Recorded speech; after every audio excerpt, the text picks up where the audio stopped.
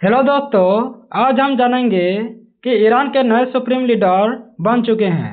वो है मुजतबा खमैनी। तो उनके बारे में हम डिटेल्स में जानेंगे। तो ईरान की सत्ता संरचना में अचानक आए इस परिवर्तन ने पूरे दुनिया का ध्यान अपनी ओर खींच लिया है। तो रिपोर्ट के अनुसार मुजतबा खमैनी को देश का नया सर्वोच्च धार्मिक राजनीतिक नेता चुना गया है। यह पद केवल एक संवैधानिक औपचारिकता नहीं, बल्कि ईरान की समूची राज्य व्यवस्था के लिए, सेना के लिए, न्यायपालिका और विदेश नीति का सर्वोच्च नियंत्रण केंद्र है।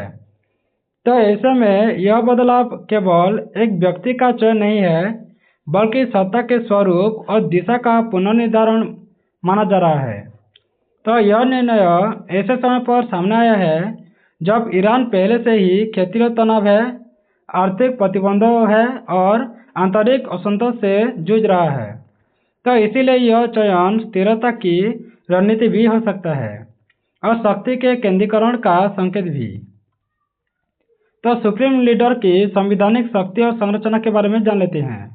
तो सुप्रीम लीडर में कौन कौन सा ऐसी संवैधानिक शक्ति होता है। तो ईरान का सुप्रीम लीडर केवल धार्मिक प्रमुख नहीं होता है, बल्कि वो राष्ट्र का सर्वोच्च निर्णयकर्ता भी होता है। तो संविधान के अनुसार वही सेना का कमांडर इन चीफ होता है जो न्यायपालिका के प्रमुख की नियुक्ति करता है। तो मीडिया और सुरक्षा संस्थानों पर अंतिम अधिकार भी रखता है और विदेश नीति की अंतिम दिशा भी तय करता है, जिसको हम सुप्रीम लीडर कहते हैं। तो इस पद के लिए चयन प्रक्रिया यानी असेंबली ऑफ एक्सपर्ट द्वारा की जाती है, जो धार्मिक विद्वानों की एक विशेष परिषद होते हैं। तो यह परिषद सैद्धांतिक रूप से स्वतंत्र होता है, लेकिन व्यवहारिक राजनीति में उस पर सत्ता संरचना का प्रभाव माना जाता है। सुप्रीम लीडर के चयन का अर्थ है कि देश की रणनीतिक दिशा दशकों तक तय हो जाती है, क्योंकि यह पद आजीवन होता है। तो पारिवारिक उत्तराधिकारी का प्रश्न उठता रहता है। तो ईरान की इस्लामी क्रांति के बाद से देश ने राजशाही व्यवस्था को समाप्त कर दिया था और धार्मिक गणतंत्र की स्थापना की थी। तो ऐसे में यदि सत्ता एक पिता से पुत्र को जाती है, तो यह प्रश्न तो उठता है कि क्या यह वैचारिक रूप से उसी क्रांति की भावना के विरुद्ध है, क्योंकि अली खामेनी ने 1989 से देश का नेतृत्व किया था और उनके लंबे कार्यकाल में सत्ता का केंद्रीकरण स्पष्ट रूप से बढ़ा है।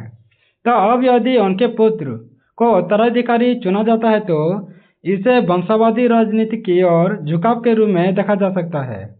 हालांकि समर्थक तर्क देते हैं कि यह पारिवारिक नहीं है, बल्कि संस्थागत निरंतरता है, क्योंकि निर्णय धार्मिक परिषद ने लिया है, न कि एक परिवार ने। तो 1979 की क्रांति की विरासत के बारे में जानते हैं। तो ईरान की वर्तमान व्यवस्था की जड़ें 1979 यानी ईरानियन रिवॉल्यूशन में होता है, जिसने शाह की राजशाही को हटाकर धार्मिक शासन स्थापित किया था। उस क्रांति का मूल सिद्धांत था कि सत्ता जनता और इस्लामी सिद्धांतों के अनुरूप ही चलेगी, न कि किसी वंश के नियंत्रण में। इसीलिए आज का सत्ता परिवर्तन ऐतिहासिक दृष्टि से अत्यंत संवेदनशील हो जाता है। यदि जनता को यह लगे कि सत्ता एक परिवार में सिमट रही है, तो यह वैचारिक विरोध को जन्म भी दे सकता है। दूसरी ओर की बात करें तो समर्थकों का मानना है कि इस्लामी गणतंत्र की रक्षा के लिए स्थिर नेतृत्व आवश्यकता होगा। तो इस्लामिक रिवॉल्यूशनरी गार्ड फोर्स की भूमिका क्या है इनमें।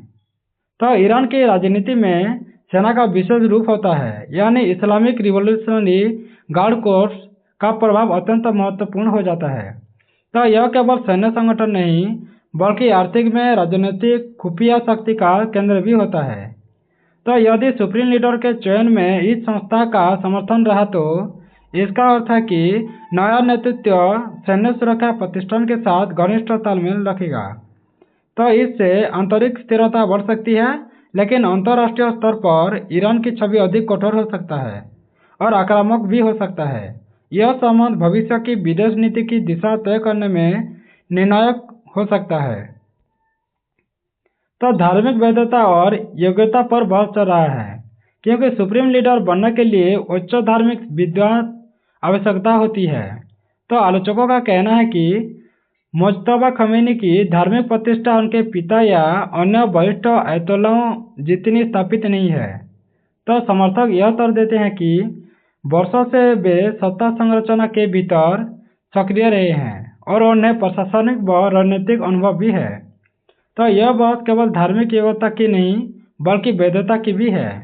यदि धार्मिक समुदाय का बड़ा हिस्सा उनके पक्ष में बड़ा रखता है तो यानी खड़ा भी रखता है तो उनका नेतृत्व स्थिर रहेगा, अन्यथा असहमति बढ़ भी सकता है।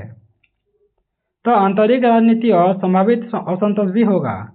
तो ईरान के भीतर पिछले कुछ वर्षों में कई बार सामाजिक और आर्थिक मुद्दों को लेकर विरोध प्रदर्शन भी हुए हैं, जैसे महंगाई में बेरोजगारी, सामाजिक स्वतंत्रता, ऐसे मुद्दे जनता के लिए प्रमुख रहे हैं। तो नए नेतृत्व के सामने चुनौती यह होगी कि वह राजनीतिक कठोरता, सामाजिक सुधार के बीच संतुलन कैसे स्थापित कर सके। यदि केवल सुरक्षा दृष्टिकोण अपनाया गया तो विरोध और गहरा हो सकता है। यदि सीमित सुधार किए गए तो अंतर्राष्ट्रीय स्तर पर सकारात्मक संकेत जा सकता है। तो आंतरिक स्थिरता इस परिवर्तन की सबसे बड़ी परीक्षा भी होगी। तो क्षेत्रीय भू राजनीति पर क्या प्रभाव पड़ेगा?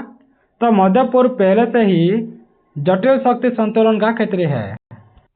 तो ईरान की भूमिका इराक में, सीरिया में, लेबनान में और यमन में प्रभावशाली भी रही है। तो नया सुप्रीम लीडर इन क्षेत्रों में नीति को या तो और सुदृढ़ करेगा या तो नई कूटनीतिक दिशा भी देगा। यदि सैन्य समर्थन की नीति जारी रहती है तो क्षेत्रीय तनाव बढ़ सकता है। यदि संवाद और संतुलन की दिशा ली जाती है तो क्षेत्रीय शक्ति समीकरण में बदलाव भी संभव होगा। तो इस निर्णय का असर केवल ईरान तक सीमित नहीं रहेगा बल्कि पूरे पश्चिम एशिया की रणनीति पर भी पड़ेगा। तो अमेरिका और पश्चिमी देशों के साथ संबंध कैसे रहेगा? तो ईरान पर लंबे समय से आर्थिक प्रतिबंध लागू है। परमाणु कार्यक्रम को लेकर विवाद ने संबंधों को और भी जटिल बना दिया है। तो नया नेतृत्व इन वार्ताओं को पुनर्जीवित कर सकता है, जो अधिक कठोर रुख अपना भी सकता है। यदि वार्ता का रास्ता चुना गया तो प्रतिबंधों से ढील और आर्थिक सुधार की संभावना भी बढ़ेगी। यदि टकराव की नीति जारी रहता है तो आर्थिक दबाव होगा और अंतर्राष्ट्रीय अलगाव गहरा भी हो सकता है। यहाँ संतुलन की रणनीति अत्यंत महत्वपूर्ण होगी। उसके बाद आर्थिक चुनौतियाँ और भविष्य की रणनीति क्या हो सकता है? तो ईरान की अर्थव्यवस्था प्रतिबंधों से गुजरा है, मुद्रा अवलयन हो रहा है और तेल निर्यात पर भी निर्भरता के कारण दबाव में रही है। तो नया नेतृत्व आर्थिक विविधीकरण करना होगा, घरेलू उद्योगों को सुदृढ़ीकरण करना होगा और वैकल्पिक व्यापार साझेदारियों पर ध्यान भी दे सकता है। चीन और रूस जैसे देशों के साथ संबंध पहले से मजबूत है, लेकिन पश्चिमी बाजारों तक पहुंच सीमित रहा है। तो आर्थिक नीति में कोई भी बदलाव सीधे जनता की रोजमर्रा की जिंदगी को प्रभावित भी करेगा। यदि आर्थिक स्थिरता लाई जाती है तो राजनीतिक वैधता मजबूत भी होगी। तो वैचारिक निरंतरता बनाम परिवर्तन की बात कर लेते हैं। तो सबसे बड़ा प्रश्न ये है कि क्या नया नेतृत्व पूर्ववर्ती नीति की निरंतरता बनाए रखेगा या किसी प्रकार का वैचारिक परिवर्तन भी लाएगा। यदि वही कठोर रुख जारी रहता है तो इसे निरंतरता कहा जाएगा। यदि आंतरिक सुधार और बाहरी संवाद बढ़ाया जाता है तो यह परिवर्तन का संकेत हो सकता है। यह संतुलन तय करेगा कि ईरान आने वाले दशक में किस दिशा में जाएगा। तो संभावित भविष्य परिदृश्यों के बारे में जान लेते हैं, यानी फ्यूचर क्या हो सकता है। तो पहला परिदृश्य यह रहा कि सत्ता का केंद्रीकरण बढ़ेगा और सुरक्षा तंत्र मजबूत भी होगा और क्षेत्रीय नीति में कठोरता आएगा। इससे आंतरिक स्थिरता अल्पकाल में बढ़ सकती है, लेकिन अंतर्राष्ट्रीय दबाव भी बढ़ेगी। तो दूसरा परिदृश्य ये भी है कि नियंत्रित सुधार हो सकता है और सीमित कूटनीतिक खुलापन भी अपनाया जा सकता है, जिससे आर्थिक राहत होगा और वैश्विक संतुलन संभव हो सकता है। तीसरा परिदृश्य की बात करें तो आंतरिक असहमति हो सकता है और आर्थिक संकट के कारण सत्ता संरचना में धीरे धीरे परिवर्तन की आवश्यकता भी महसूस होगी। तो इन सभी संभावनाओं के बीच वास्तविक दिशा इस बात पर निर्भर करेगा कि नया नेतृत्व कितनी व्यवहारिक होगा और संतुलित रणनीति अपनाएगा। तो कंक्लूजन में क्या हो सकता है? तो मुज्तबा खमैनी का संभावित चयन केवल एक राजनीतिक नियुक्ति नहीं है, बल्कि ईरान की वैचारिक, धार्मिक और रणनीतिक दिशा का पूर्ण परिभ्रमण भी है। तो यह परिवर्तन क्रांति की विरासत होगा, सैन्य प्रभाव होगा, धार्मिक वैधता भी होगा और वैश्विक राजनीति के बीच संतुलन की परीक्षा भी होगा। तो आने वाले वर्षों में यह स्पष्ट होगा कि यह कदम स्थिरता की ओर ले जाता है या नए विवादों और संघर्षों का मार्ग भी खोलता है। तो मध्य पूर्व और विश्व राजनीति के लिए यह एक निर्णायक मोड़ साबित हो सकता है। Thanks for watching. अगर ऐसी जानकारी आपको अच्छा लगता है तो सब्सक्राइब कर दें, बेल आइकन दबा दें, लाइक करें, शेयर करें और वीडियो आपको कैसा लगता है कमेंट बॉक्स में जरूर कमेंट कर दें। धन्यवाद।